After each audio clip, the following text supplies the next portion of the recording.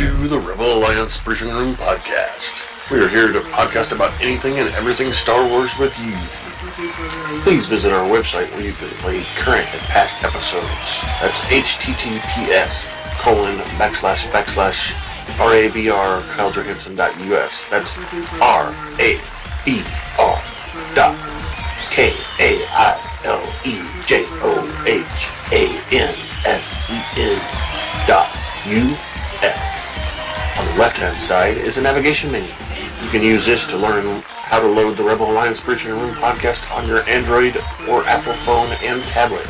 And we have direct links to our podcast on Apple and Google Podcasts. Please participate by connecting to our social media, answering questions of the week, or submitting feedback directly from the site. Again, all of these are available at the Rebel Alliance Briefing Room website at RABR.KaileJohansson.us.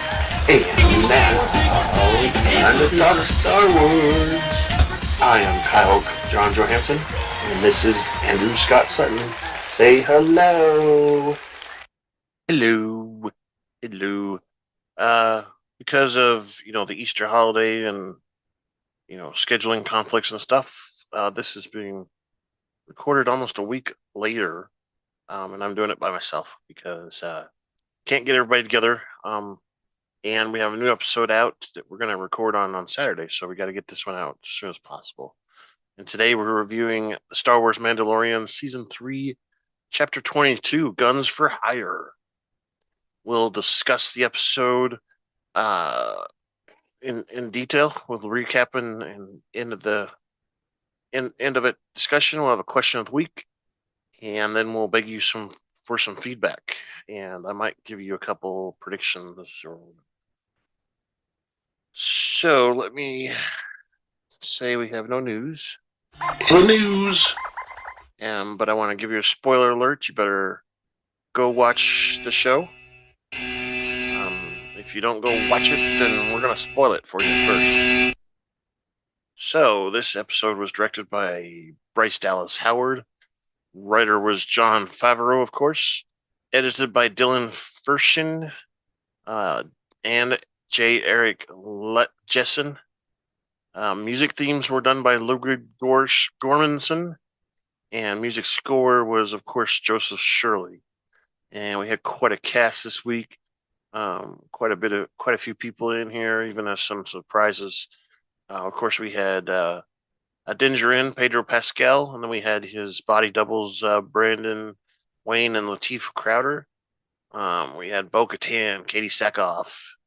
Axe Wolves was Simon Casadenis, and Costa Reeves was Mercedes Vernado. And then we had Captain Bombardier, which was Jack Black. The Duchess was Lizzo. Commissioner Hellgate was Christopher Lloyd. Back to the Future. Nice to see him again. And we had some Mon Calamari and Quarren, the fish type of things. And there was two different things. One was a voice person, and the other person was the actual body person. So the Mon Calamari nobleman was voiced by Harry Holland. The body was David St. Pierre. The Quarren captain, Shuggoth, was voiced by Christine Adams, and the body was Joanne Bennett. The Quarren navigator was Barry Lowen. There was a lab tech. His name was Ken Kober. B1 series droid foreman was Matt Wood. Bartender droid was Seth Gable. And Saya Free was Dale Dickey. So that means we're going to run down the road and pick up something at 1. We are proud to welcome our latest sponsor, Juan's Cantina, where every first week of the month on the Standard Galactic calendar we celebrate what the ancients call Cinco de Mayo. Come join us at Juan's for the food, mariachi music, and 34 flavors of margaritas. That's Juan's Cantina right next to the Hangar 94 of Mos Eisley Spaceport. On day 2 of the week, is Taco Tuesday. All tacos are half a credit each and enjoyed with our house margaritas. Juan's Cantina also serves the galactically famous Dos Camarones Azul Cerveza, imported directly from Kessel. Thank you again for our latest sponsor, Juan's Cantina. Thank you, Wands. Yeah. Down the road a bit. I got different view here in the background. I have my microphone today focused on I think it's the Mandalorian that is Paz Vizsla. Of course, we got the covert. This is IG-11 over here. The Armour. Got all kinds of good people that we're used to seeing here, and I know you can barely see them, but anyway, we're reviewing season 3, chapter 22 of The Mandalorian: Guns for Hire. Originally aired on April 5th, 2023, and was 46 minutes long. And we're still in the 9 before the Battle of Yavin timeline. So that means it's time to grab your favorite beverage, pull up a chair, and join us in the Rebel Alliance briefing room. Yeah. So we start off with a forbidden love story. Somewhere in space, a Quarren crew member serves a fish to Captain Sackhoff, who is submerged in a cylinder tank of water.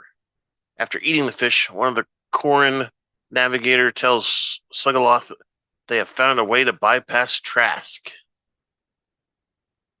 And that's interesting because Trask is a moon on a. So they're trying to get past it without. It has it's populated with Mon Calamari, so they're trying to get around this Trask moon to get somewhere so they don't get captured, I would guess. And another crew member spots an approaching Imperial starship. Lacking the firepower to repel them, Sackhoff orders her crew to hail the leader before emerging out of the water tank, which slides down as the water is sucked out of the tank. She tells the Imperial light cruiser that they are peaceful Quarren freighter heading to the mid-rim territories and to do business, and were unaware of local warlords who required payment. The respondent says that they are not criminals. And Sackhoff apologizes for any unintended disrespect, saying that Galactic Basic standard is not her first language. She says that they were not aware of the majestic Imperial presence in the region. On the bridge of the Imperial light cruiser, Axe Wolves replies that they are Mandalorians and it is too late to hire them. He is accompanied by other Mandalorians, including Koska Reeves. Wolves explains that they have been sent to track her down. When Sackhoff protests, "This is an act of war. You're going to cause a war." Wolves responds that they are mercenaries for hire, not trying to cause a war. They just want to pick up what they were hired for. He declines any of her offers and explains that they have been hired by a Mon Calamari viceroy who believes Sackhoff has absconded with his son. Uh-oh. Kissy. Yeah. Sackhoff claims this is a lie, and they're unwilling to jeopardize their peace with the Mon Calamari. Wolf says that he understands that Sackhoff is in love with the Viceroy's son, but he has a job to complete. I gotta get it done, man. You gotta just surrender. Give me the Viceroy's son. And the Viceroy's son enters the bridge and tells Wolves that he won't be going home. Wolves apologizes and says that he's been tasked with bringing his son back to his family. Wolves tells Reeves and her team to make it quick since they have a contract waiting for them on Plazar 15. When the Viceroy's son reiterates his defiance, Wolves tells Sackhoff to reason with him because he does not want to damage Sackhoff's ship. Sackhoff tells the Viceroy's son that he has to go because she can't risk peace between the two species for a childhood fling. The Viceroy's son is hurt, but Sackhoff reaffirms her love for him while telling him that he needs to leave. Reeves enters the bridge and leads the Viceroy's son away. Sackhoff tells him that he can do it while Reeves leads him away.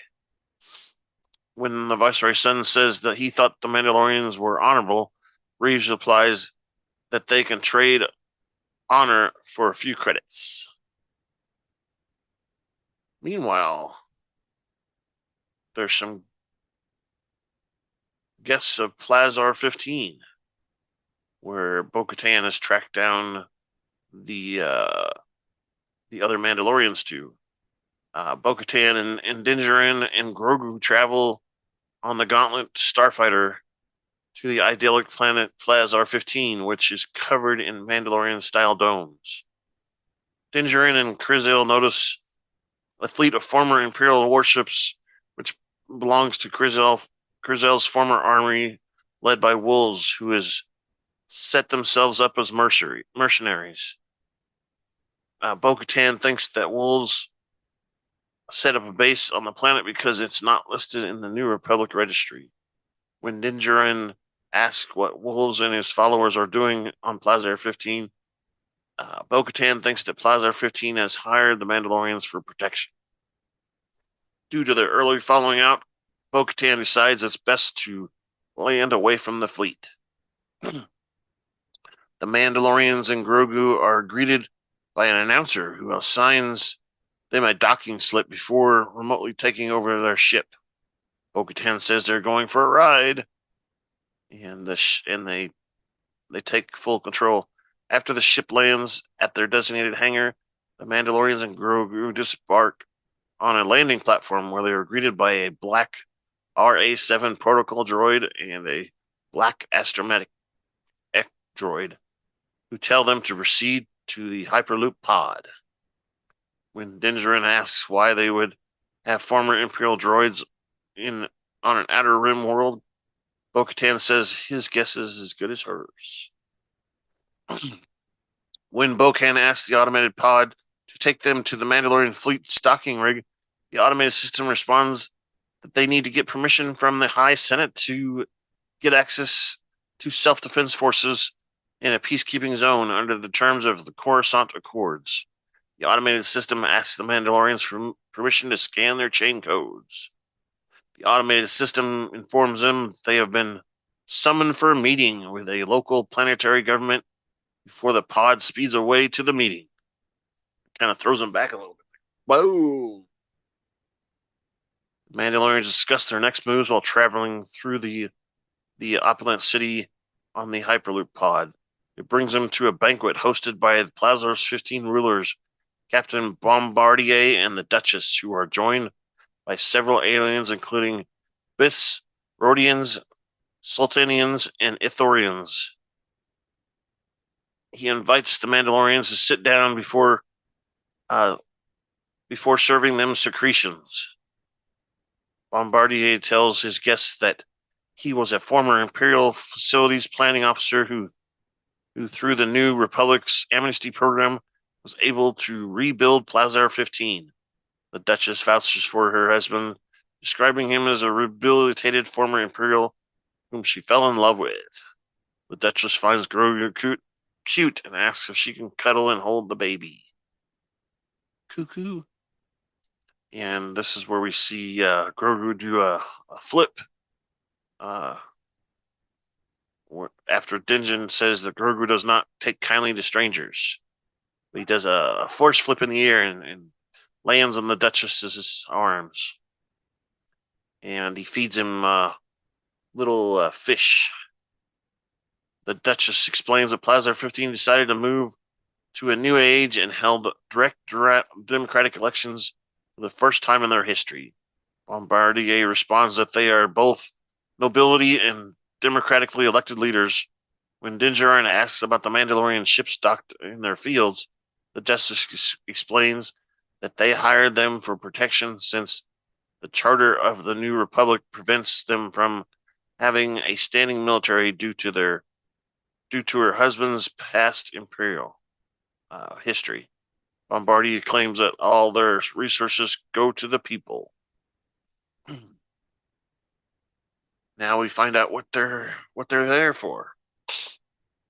Bo-Katan requests a meeting with the Mandalorian privateers, and he invites the Mandalorians to see the view, while other guests stay behind. Bombardier and the Duchess have a private talk with Djarin and Bo-Katan. They explain that they have problems with the malfunctioning reprogrammed Imperial droids who have caused traffic accidents, heavy equipment failures, and assaults. When Bo-Katan asks what this has to do with them, the nobles explain that Plazar 15's constables are ill-equipped to deal with the formal battle droids. Bombardier tries to defend his droid's reprogramming program.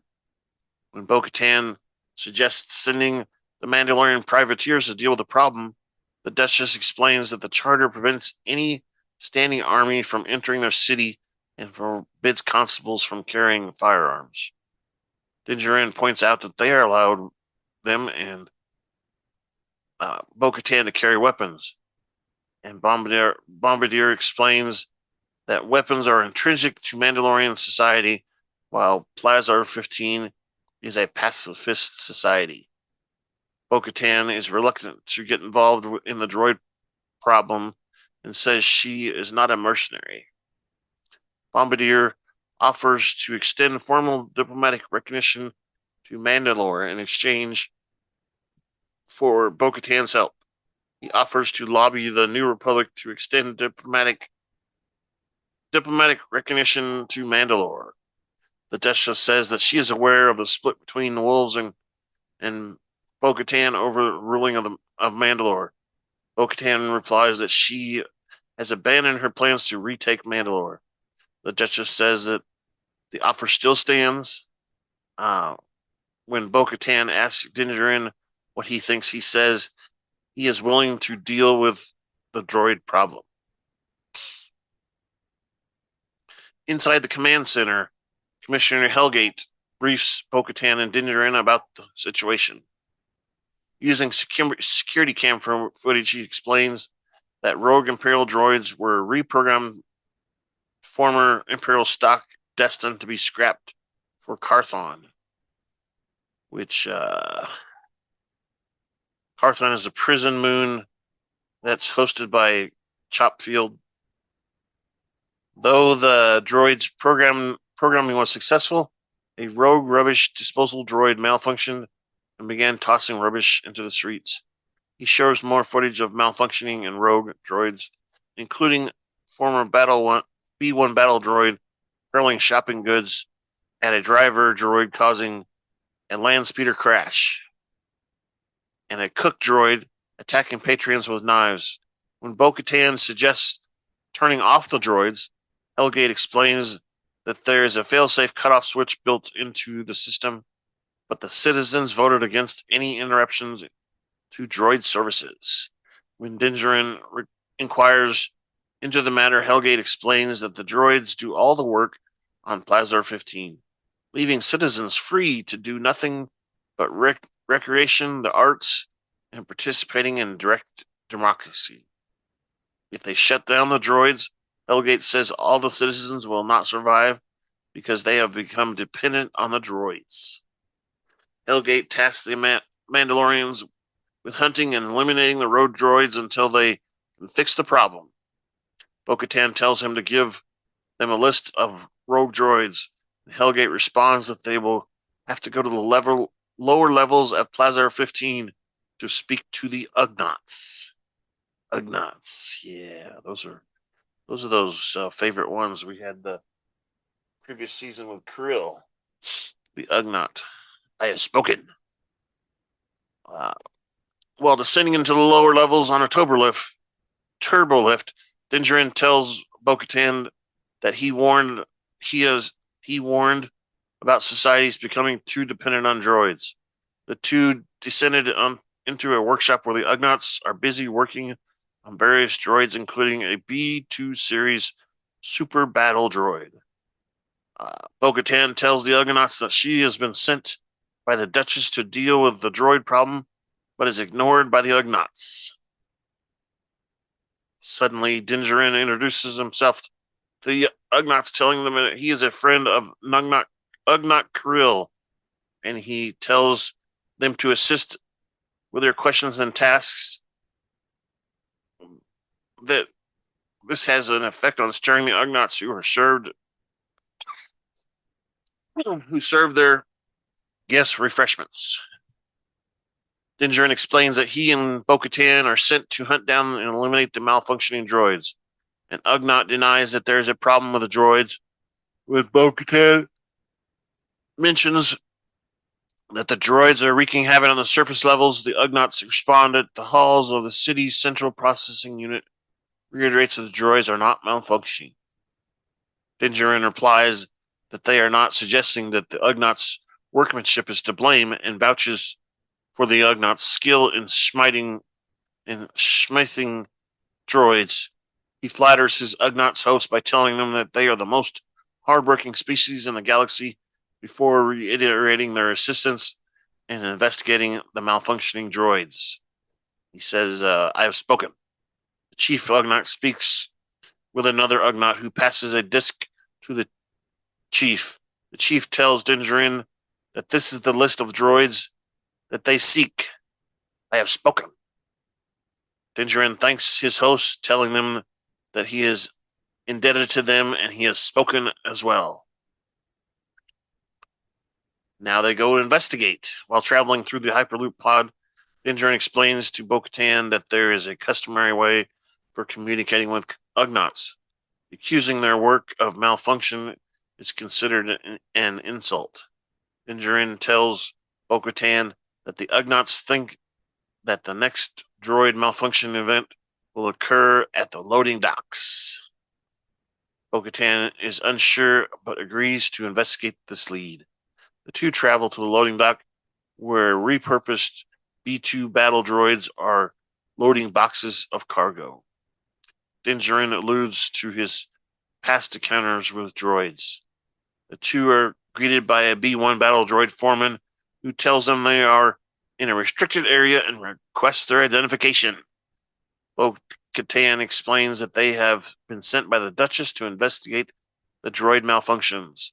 The B1 foreman is aware of the reports and tells Bo-Katan that he had the entire fleet of B2 loading droids undergo maintenance protocols as a safety measure. To test the foreman's theory, Djarin tangles with several B2 loading droids. Most ignore him until Djarin knocks the crate out of the hands of one. The B2 battle droid pushes Djarin aside and runs away with the Mandalorians in pursuit. The droid runs through a crowd of streeted and hurls a crate at Djarin and Bo-Katan, frightening the crowd. The two Mandalorians continue in pursuit. The B2 droid jumps in front of a land speeder before hurling a power unit at his pursuers. The Mandalorians dodge the object and continue their pursuit through a bar. Djarin corners the droid by jumping out of the window and landing on it. Bo-Katan shoots the droid with her blasters. Constable droids arrive and order civilians to move away from the crime scene. While inspecting the droid, Bo-Katan finds a spark pad, which spark pad is a type of identity chip primarily used for droids. Where'd it go? Primarily used for droids to denote their affiliation to a particular establishment, like the Resistor. Oh, spark pad for a droid, and the droid bar called the Resistor. The two decide to investigate the address, while Constable droids deal with the wrecked droid. They decide to play. They decide to have a little game of good cop, bad cop. They're going to play. Dun dun dun dun dun. Law and Order. criminal something. I don't know. Criminal intent. Ah, well, walking to the resistor, Bo-Katan tells Djarin to let her do the talking, disagreeing with his methods of exposing the road B2 loading droid. They visit the resistor where droids help themselves to various droid beverages. The droid patrons respond with silence when the Mandalorians enter, leading Djarin to reason that they don't expect many organics in the bar. Bo-Katan speaks to the droid bartender, who confirms that this is the resistor. Yep, you got the right place. She shows the bartender the spark pad that belongs to Rogue B2 battle droid. She explains that there's been a series of malfunctions leaked to this bar. When the bartender professes is innocent, Djarin raises a tool and threatens to remove his memory circuits unless he cooperates. The other droids watch in shock. A blue protocol droid, which is pretty cool. It's a blue C-3PO. That thing is awesome looking. Starts to walk away, but Djarin orders it and the other droids not to move. Nobody's leaving. Grizel tries to reason with Djarin and says that their behavior is programmed and that all they do is reason. Djarin responds that all droids are supposed to not harm organics, but many do not follow that rule.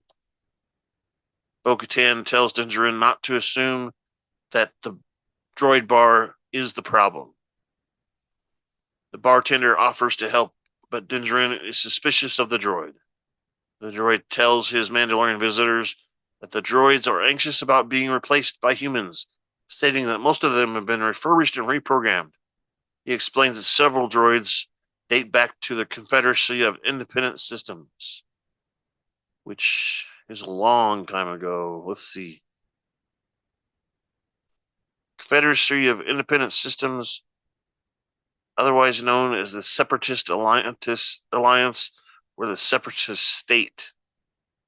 Oh, so this is the Separatists is what started the whole, Clone Wars thing going on. All right, where were we? Separatist system. While the New Republic would scrap most of the droids, Plazar 15 gives them a second chance. Djarin says that the recent string of catastrophes doesn't help the droid's case. The bartender explains that is why they want their help. He reiterates that they do not want to be replaced since they have a lot to contribute. The droid says that human life is so short and they can return the favor to the organics creators. Various droids beep and cheer in unison. Da-da-da-da-da! Yay, we like that. Bo-Katan says the droid bartender a selection of beverages the malfunctioning units ordered. The bartender explains that all droids on Plaza 15 are served Nepathy, a lubricant that protects against mechanical wear. Refreshment subparticles. It delivers new programming and lubricates all the parts. When Djarin asks if Nepathy reprograms the local droids, the bartender explains that it patches the programming as the commands of the mainframe change. He shows them a box of spark pads and observes that all the malfunctioning droids imbibed from the same batch of Nepathy. Oh. Bo-Katan and Djarin look at each other. Oh, that's a coincidence. So they've uncovered a conspiracy. Later, they take the sample of the Nepathy to a female lab tech, and she shows the Mandalorians the remains of the malfunctioning B2 battle droid they tangled with. Grizel tells the tech, or Bo-Katan tells the correct tech that she is looking for programming subparticles. So they extract some from the B2 battle droid, and then following a test, the tech confirms that the particles are still active. Suddenly, the white spherical lab droid goes amok and attacks the humans with a laser blaster Djarin destroys the droid with a dark saber. Ooh, dark saber to the rescue. Bo-Katan agrees the particles, they're definitely active. Yep, I would say so. Using a microscope, the lab tech discovers that the subparticles are actually nanodroids. What? Bo-Katan asks how the nanodroids got in the Nepethine. When Djarin notices the striations, the lab tech thinks they are aberrations in the metal, and Bo-Katan realizes they are writings. There's something written on there. She rotates the microscope. Bo-Katan realizes the writings are a chain code. Ooh, a chain code. The lab tech studies the chain code and deduces that they were malfunctioned by the Techno Union. Oh, yeah, the Techno Union. Robots Union. And they have been in storage for ages. The lab tech says it is peculiar that the chain title says that the nanodroids did not arrive by droid acquisition. When Djarin asks how they arrived, the tech says they were chased by security officers, which is illegal under law. The tech determines that these chains codes were ordered by an individual, Commissioner Hellgate. Oh, head of security. Oh, conspiracy uncovered. The Mandalorians leave to confront Hellgate, who is overseeing the security camera system. Bo-Katan tells Hellgate that they have lots of questions. He tries to brush them away, but Djarin tells him they are aware of the Nepethine and nanodroids. Bo-Katan adds that he programmed them to attack and disrupt. Bo-Katan demands that he surrender to their custody, but Hellgate threatens to trigger a failsafe that would cause the droid workforce to attack the civilian population on Plazar 15. Bo-Katan tells Hellgate that there is no way out and to give up. Hellgate counters that he never surrendered to the Galactic Republic and the Galactic Empire when Bo-Katan remarks that he is a separatist. Oh, that's separatist. Oh, that's bad. Hellgate counters that is a pejorative term and claims he supports democracy. As Hellgate moves to touch the failsafe button, he praises Count Dooku as a visionary who was murdered by the Chancellor's Jedi enforcers. However, Bo-Katan shoots him, Hellgate with an electroshock dart before he can touch the button. The office staff are watching in shock. They all get up. Oh, look at that. Elsewhere, Grogu helps the Duchess and Bombardier play a game that involves sending balls through hoops with the Force. The nobles and their guests are impressed with Grogu's abilities. Djarin and Bo-Katan bring Hellgate to the Duchess and Bombardier. When Bombardier condemns his actions as despicable, Hellgate remarks about the quacked calling the stifling slimy, which we've heard that before too. Just a crazy phrase. Yeah. He blames Bombardier for making the planet unrecognizable. The Duchess is shocked and upset by his betrayal.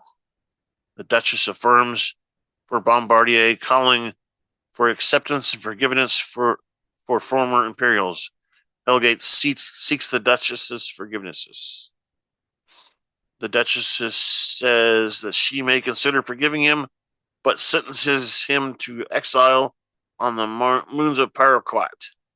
Constable droids escort Hellgate away to his purgatory. As a reward for their services, the Duchess grants Bo-Katan and Djarin an audience with the Mandalorian privateers and their highest honor, the key to Plazar. Ooh, it's a big key in it. Funny, it looks like a Millennium Falcon on one end. But anyway, she tells Bo-Katan that she's always welcome to their domed paradise. The Duchess also knights Grogu as a knight of the Ancient Order of Independent Regencies.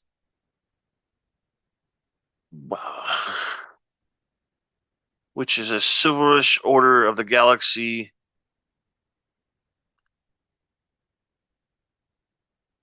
It's a chivalrous order that it's kind of made up. So she bids the travelers farewell. Djarin carries Grogu, who waves goodbye to the hostess. Bye bye. He's like over his shoulder. Bye bye. Now we confront the other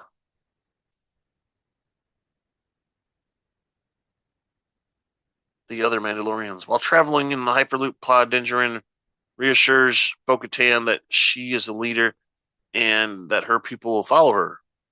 Bo-Katan responds that Wolves is now their leader and that she will figure out her playbook when she gets there.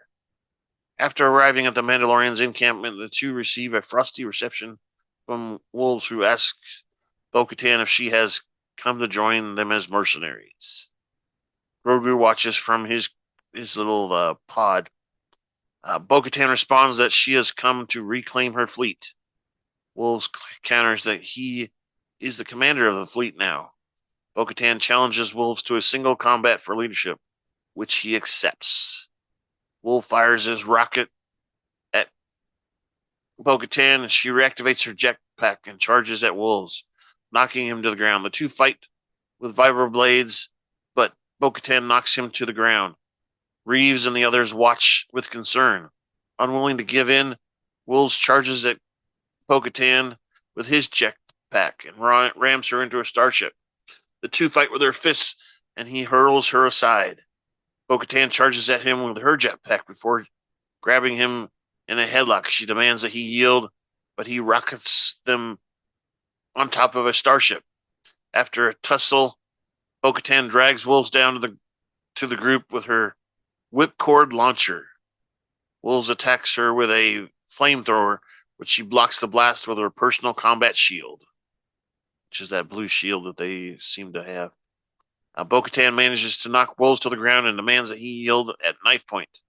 Wolves refuses to recognize her as the true leader of their people because she won't take the dark saber from Djarin, whom he regards as the rightful contender.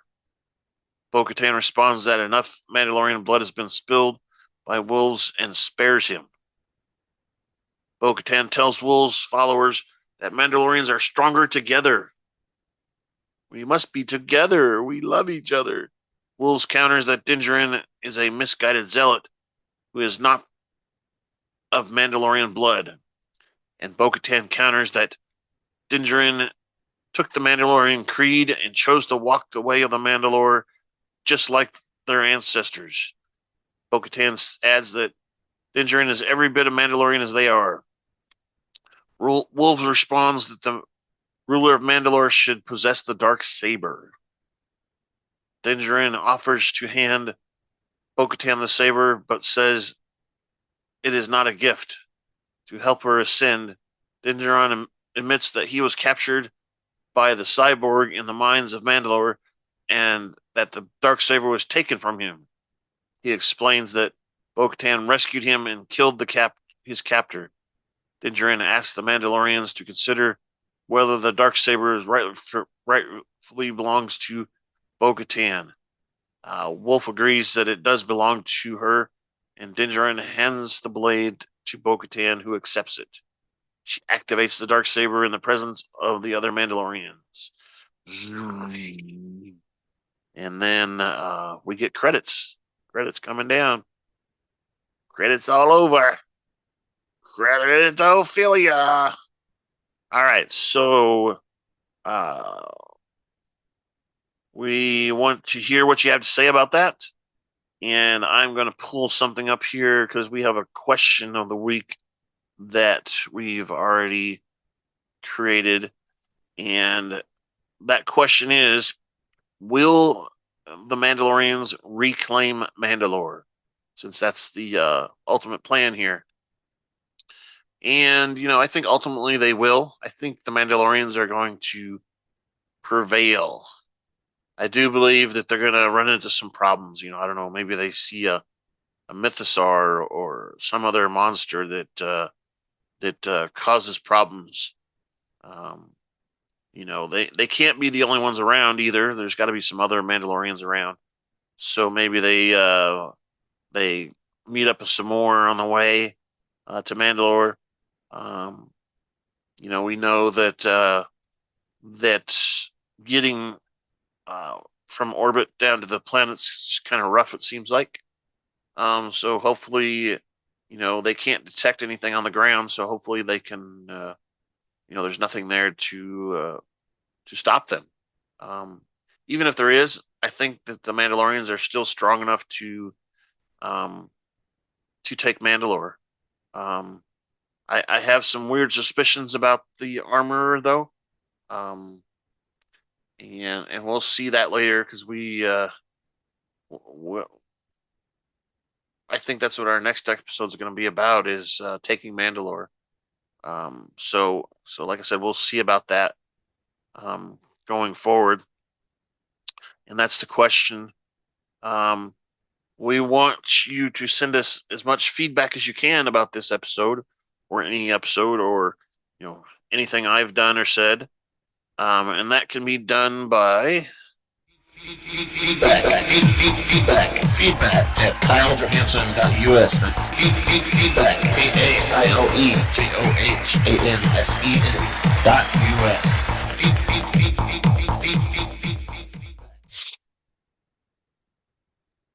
That's right, feedback. So we've got that email address, feedback at KyleJohansson.us. We also have a link on the website. It's over on that side. That's gives you a form. You fill it out and it sends it to us. You can also answer the question of the week, and there's a comment section under each question where you can, explain it or put anything else you want in there. We're available on Twitter at super_duper_pod, and we have our videos on YouTube and Spotify.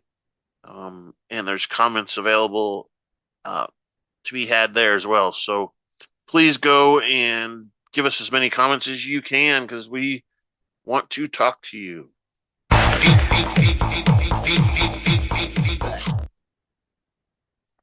And since I'm going solo here today, there's not much I can discuss with everybody else. But I think this is a pretty good episode. It was worth being in there. It seemed like it was kind of weird at the beginning there, where we're having the fish people having a little disagreement, a little lovers quarrel kind of thing, or a Romeo and Juliet kind of thing going on. But I think ultimately we ended up kind of Bo-Katan reuniting with her previous crew, and they seem to have a pretty good amount of ships that they can defend on and everything like that. So hopefully, with that light cruiser, they will have the ability to take Mandalore next week. So I'm going to say goodbye. Thank you for listening to the Rebel Alliance Briefing Room podcast. Please visit our website where you can play current and past episodes. That's https://RABR KaileJohansson.us. That's RABR.KaileJohansson.us. On the left-hand side is a navigation menu. You can use this to learn how to load the Rebel Alliance Briefing Room podcast on your Android or Apple phone and tablet. And we have direct links to our podcast on Apple and Google Podcasts. Please participate by connecting to our social media, answering questions of the week, or submitting feedback directly from the site. Again, all of these are available at the Rebel Alliance Briefing Room website at RABR.KaileJohansson.us. This podcast in no way is approved, sponsored, or owned by Lucasfilms Ltd., Disney, Disney Plus, or any of its subsidiaries. All opinions are solely owned by Kyle and or Scott, and in no way express the views or opinions of their past or present employers. Views and opinions are not supported or restricted by Lucasfilms Ltd., Disney, Disney Plus, or any of its subsidiaries. Any rebroadcast, reproduction, or other use of this podcast and its affiliate sites without consent of Super Duper Podcast Network and its host is prohibited. I am Kyle Jon Favreau, and this is Andrew Scott Sutton. Say goodbye now. Goodbye. He's not here. Like I said, I'm doing a solo run because Easter and everybody was having conflicts with times and whatever. And, basically I was super busy with cleaning and preparing and fixing food and, doing stuff. So thanks for joining us. Bye-bye.